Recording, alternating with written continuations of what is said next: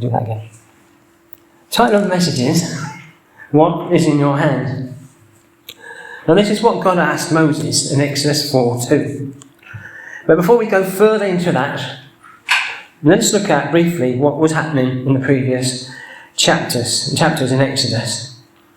In chapter 2 we see Moses' birth. That's in verse 1-2. It says this. Now Amram, a man of the house of Levi, the priestly tribe, went and took as his wife, I'm not sure how to pronounce this, but Jochebed or something. Anyway, a daughter of Levi. And the woman became pregnant and bore a son. And when she saw that he was extremely beautiful, she hid him 3 months. So why did Amram's wife hide her son? And we find in the first chapter of Exodus the answer. So we go to Exodus 1. We've got the names of the sons of Israel who came into Egypt. Won't read all them. But then it goes in verse 8. Says, Now a new king arose over Egypt, who did not know Joseph. He said to his people, Behold, the Israelites are too many and too mighty for us, and they outnumber us both in people and in strength. Come, let us deal shrewdly with them, lest they multiply more, and should war befall us. They join our enemies, fight against us, and escape out of the land. So they set over the Israelites taskmasters to afflict and oppress them with increased burdens. And the Israelites built Pithom and Ramesses as the store cities for Pharaoh.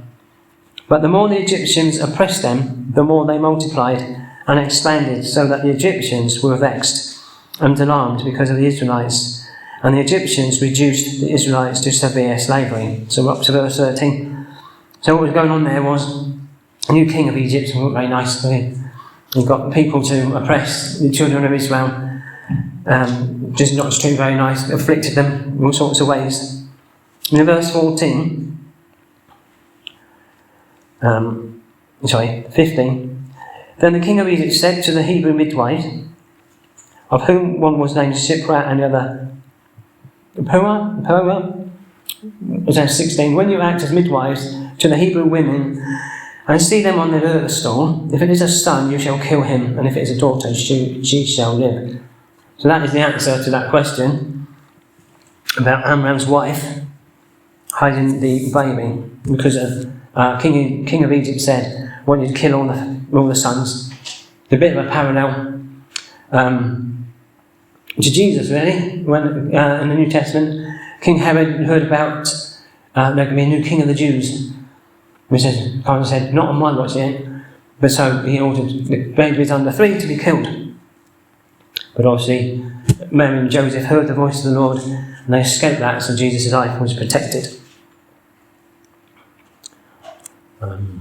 Okay. So in verse 17. But the midwives feared God and did not do as the king of Egypt commanded, but let the male babies live. We go down to chapter 2 of Exodus. It says this, and then, this is after she hid the baby for 3 months, and when she could no longer hide him, she took for him an ark or basket made of bulrushes or papyrus, making it watertight by daubing it with bitumen and pitch. Then she put the child in it and laid it among the rushes of the brink of the river Nile. And his sister Miriam stood distance away to know what would be done to him. Now the daughter of Pharaoh came down to bathe at the river, and her maidens walked along the bank. She saw the ark among the rushes and sent her maid to fetch it. When she opened it, she saw the child, and behold, the baby cried. And she took pity on him and said, This is one of the Hebrews. Hebrews' children. Then his sister said to Pharaoh's daughter, Shall I go and call a nurse of the Hebrew women to nurse the child for you? Pharaoh's daughter said to her, Go. And the girl went and called the child's mother. So in verse 9 now. Then Pharaoh's daughter said to her, Take this child away and nurse it for me, and I'll give you your wages. So that the woman took the child and nursed it. And the child grew, and she brought him to Pharaoh's daughter. and he became her son, and she called him Moses, for she said, because I drew him out of the water. So we see there partly of Moses' birth and partly of his upbringing, partly of it, just a little bit of it. So in verse 11, Moses saw an Egyptian beating a Hebrew, that was one of his brethren. He looked this way, he looked that way. He looked this way and that way, and when he saw no one, he killed the Egyptian and hid him in the sand. What happened next? We look at verses 13 to 15. He went out the second day and saw two Hebrew men quarrelling and fighting, and he said to the unjust aggressor, "Why are you striking your comrade?" And the man said, "Who made you prince and judge over us? Do you intend to kill me as you killed the Egyptian?" And Moses was afraid and thought, surely this thing is known. In other words, he got found out that he killed an Egyptian. And when Pharaoh heard of it, in verse 15, he sought to slay Moses, but Moses fled from Pharaoh's presence and took refuge in the land of Midian, where he sat down by a well. And so you can read the rest of Exodus 2 in your own time to get the rest of the story on that one. So now in chapter 3, this is where Moses speaks to God, verses 2 to 5. And then the Lord appeared to him in a flame of fire out of the midst of a bush, and he looked, and behold, the bush burned with fire, yet was not consumed. And Moses said, "I will now turn aside and see this great sight, why the bush is not burned." And when the Lord saw that he turned aside to see, God called to him out of the midst of the bush and said, "Moses, Moses." And he said, "Here am I." And God said, "Do not come near, put your shoes off your feet, for the place on which you stand is holy ground."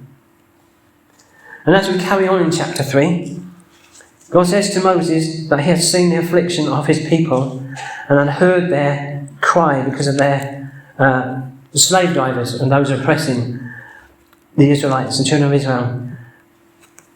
And he also knew and understood of their sufferings and serious trials. Eventually, God told Moses that he would send him to Pharaoh to bring forth his people out of slavery. Moses replied, "Who am I that I should go to Pharaoh?" And God said in verse 12, "I will surely be with you, and this shall be the sign to you that I have sent you. When you have brought the people out of Egypt, you shall serve God on this mountain, Horeb or Sinai, or meant Sinai." And it goes on to say, from verse 13, Moses said to God, "Behold, when I come to the Israelites and say to them, the God of your fathers has sent me to you, and they say to me, what is his name? What shall I say to them?" And God said to Moses, "I am who I am, and what I am, and I will be what I will be." And he said, "You shall say this to the Israelites, that I am sent me to you." God said also to Moses, "This shall you say to Israelites, the Lord, the God of your fathers, of your Abraham and Isaac and of Jacob, has sent me to you. This is my name forever, and by this name I am to be remembered to all generations." So God tells Moses to gather the elders of Israel and tell what he had said to him, that is to Moses, and the elders will believe you. So now into chapter 4.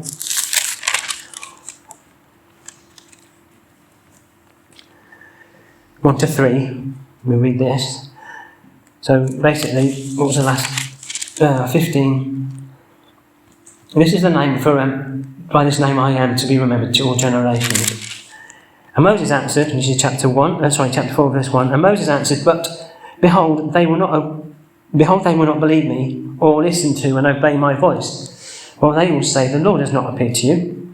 And the Lord said to him, "What is that in your hand?" So that's the title, we'll get into it now. "What is that in your hand?" And he said, "A rod."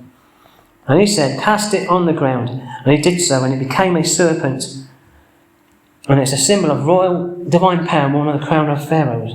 And Moses fled from before it. And later on in this chapter, Moses argues with God about going to Egypt.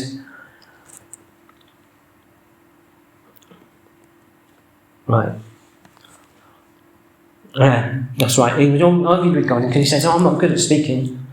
I've got a stutter, I'm not very good with words. And eventually God says, Aaron go with you to be your mouthpiece. But he said, I will harden Pharaoh's heart to not let my people go. And because of this, certain events happen. For example, rivers, streams and pools of water turn into blood, and all sorts of plagues to come down upon the Egyptians where they lived. And then before this, Pharaoh wanted Moses and Aaron to prove their authority by performing a miracle, and picking up in Exodus 7, verses 8 to 12. Get the right chapter. And the Lord said to Moses and Aaron, when Pharaoh says to you, prove your authority by a miracle, then tell Aaron, throw down your rod before Pharaoh that it may become a serpent. Moses and Aaron went to Pharaoh and did as the Lord commanded, and Aaron threw down his rod before Pharaoh and his servants, and it became a serpent. Then Pharaoh called for the wise men, skilled in magic and divination, and the sorcerers, wizards and jugglers, and they also, these musicians of Egypt, did similar things with their enchantments and their secret arts. For they cast down every man his rod, and they became serpents, but Aaron's rod stored up their rods. They're the snakes that turn into snakes. All these things happened to try and soften Pharaoh's heart, or God trying to soften Pharaoh's heart, to let the Israelites leave Egypt. Eventually, Pharaoh did change his mind, and the story goes on, as you know, that Pharaoh's heart became hardened again after that. He changed his mind. So Pharaoh made ready his chariots and took his army 600 of his chosen chariots and other chariots of Egypt, and with that officers over all of them. The Egyptians pursued and overtook them, that is the Israelites, but they became very frightened. Moses said to fear not and be still, hold your peace. So here we had Egyptians behind them, and then you had an expanse of water called the Red Sea. Basically, we had no place to go. So, what does happen? When you jump towards Exodus 14, 15 to 17.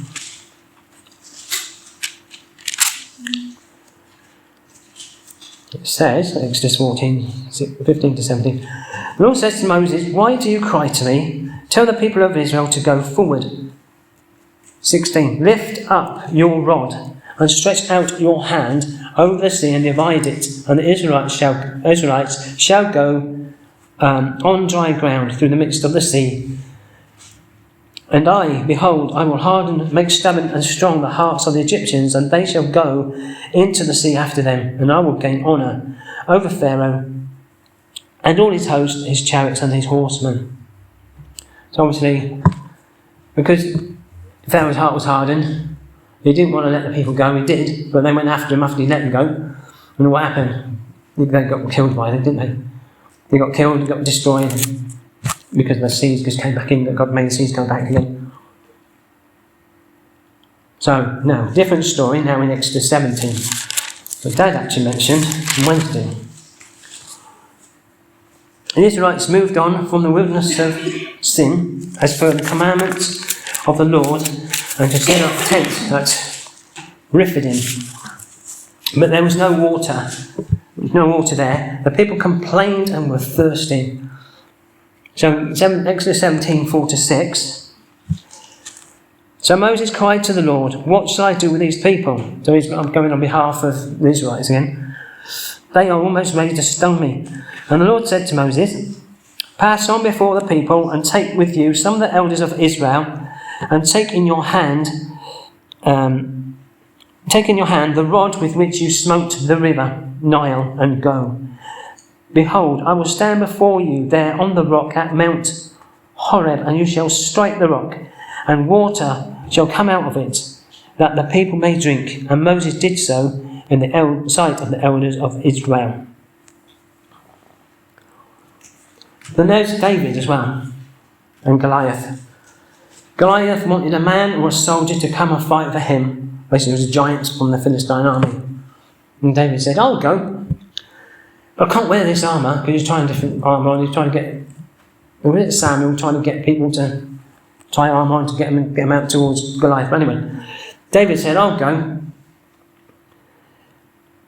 But I can't wear this armour. It's too heavy. It's uncomfortable. Can't move in it. So David steps out to confront Goliath. And David was a shepherd, a young man. We pick that up in 1 Samuel 17, verse 43 to 46. And the Philistine said to David, Am I a dog that you should come to me with sticks? And the Philistine cursed David by his gods. The Philistine said to David, Come to me, and I'll give your flesh to birds of the air and the beasts of the field. Then said David to the Philistine, the Philistine said to David, verse 45, Then said David to the Philistine, You come to me with a sword, a spear, and a javelin, but I come to you in the name of the Lord of hosts, the God of the ranks of Israel, whom you have defied. This day the Lord will deliver you into my hand, and I will smite you and cut off your head, and I will give the corpses of the army of the Philistines this day to the birds of the air and the wild beasts of the earth, that all the earth may know that there is a God in Israel.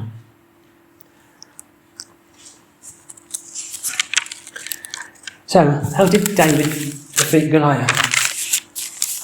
Well, you see in verse 40 that he took his staff and rod in his hand, and he chose 5 small stones out of the brook, and then put them into his bag or pouch. And David also had a sling.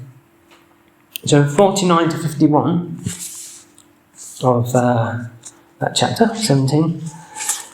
David put his hand to his bag, took out a stone and slung it, and it struck the Philistine, sinking into his forehead, and he fell on his face to the earth. So David prevailed over the Philistine with a sling and a stone, and struck down a Philistine and slew him, but no sword was in David's hand. So he ran and stood over the Philistine, took his sword and drew it out of its sheath, and killed him, and cut off his head with it. When the Philistines saw that their mighty champion was dead, they fled. They said, I'm out of here. So in these different accounts, these different stories, you had Moses, Aaron and David. They all had a rod and a staff. And the rod symbolises the divine authority of God's guidance, protection, as in Psalm 23, verse 4, Your rod and your staff protects me, or comforts me. But it's also a symbol of God's power to perform miracles. As we've seen, Moses' rod turning into a serpent and back into a rod again. Aaron's rod also turning into a serpent and eating all the other serpents.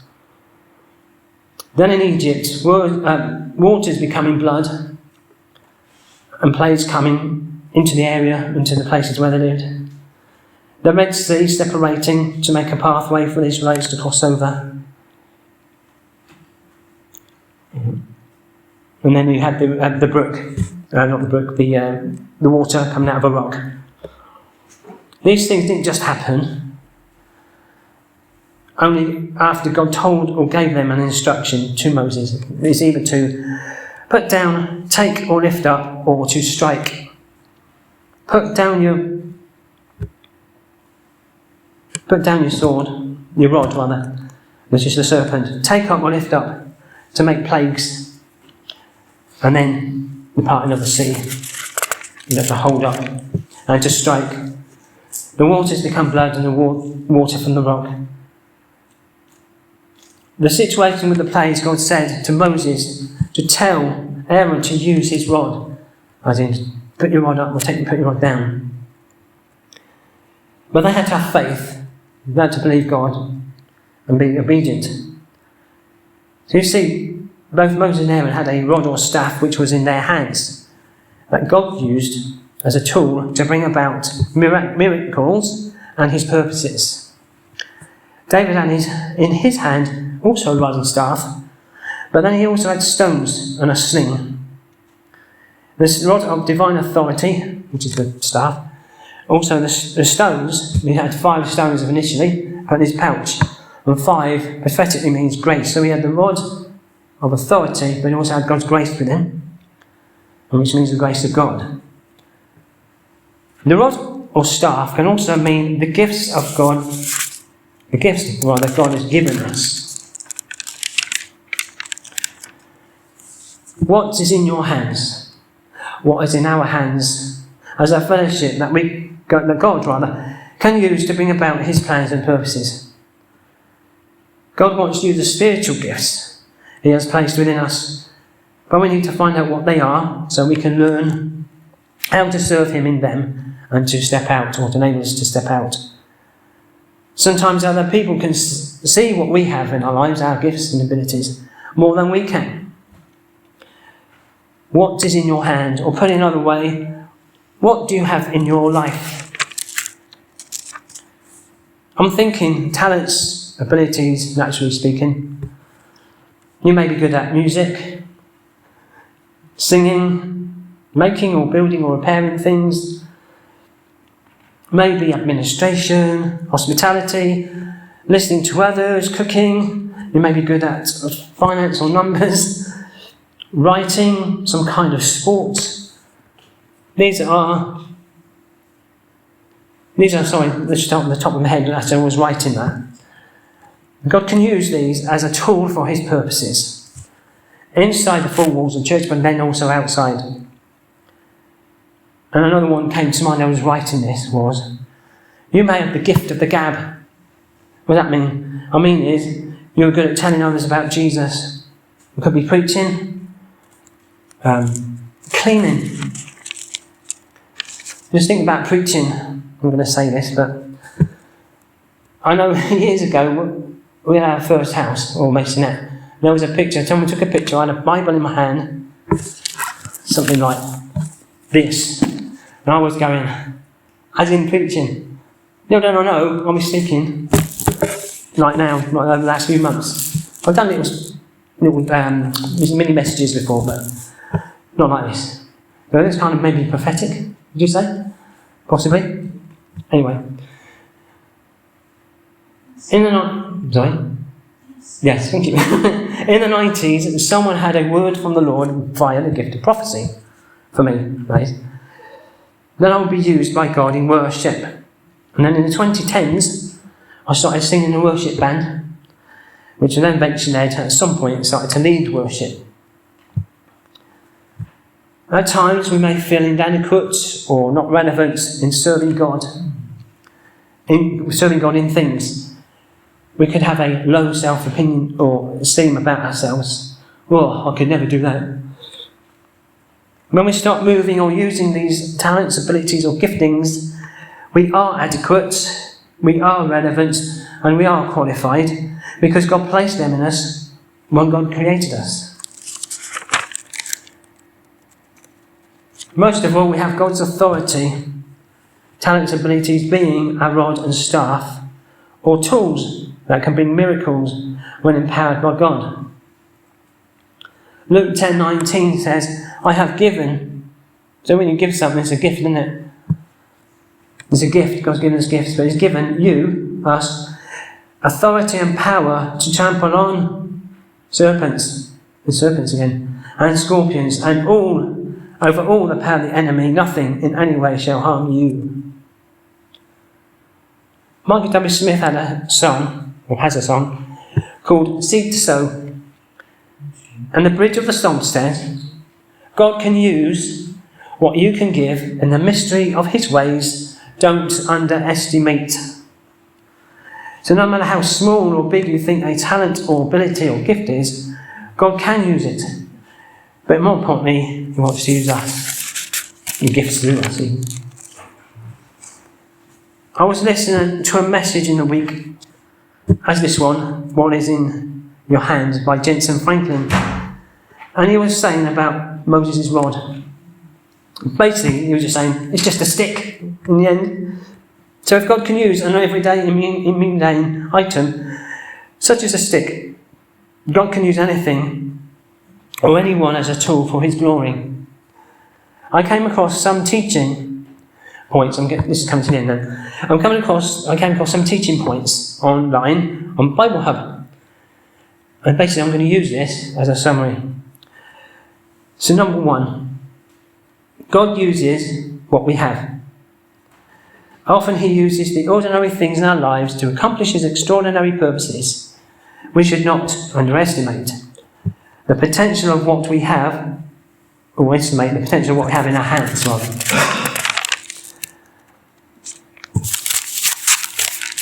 Number 2, trust in God's power. Like Moses, we may feel not adequate, but God equips and empowers us for the tasks that he calls us to. And our confidence should be in his abilities, not our own.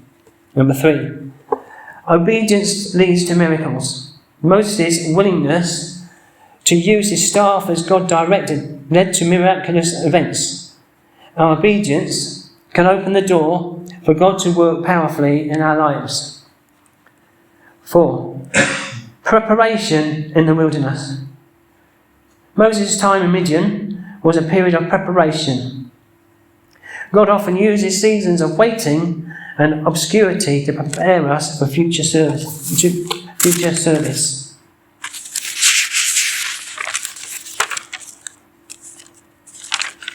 5, God's presence in our calling. The burning bush reminds us that God is with us in our calling. His presence is our assurance and strength.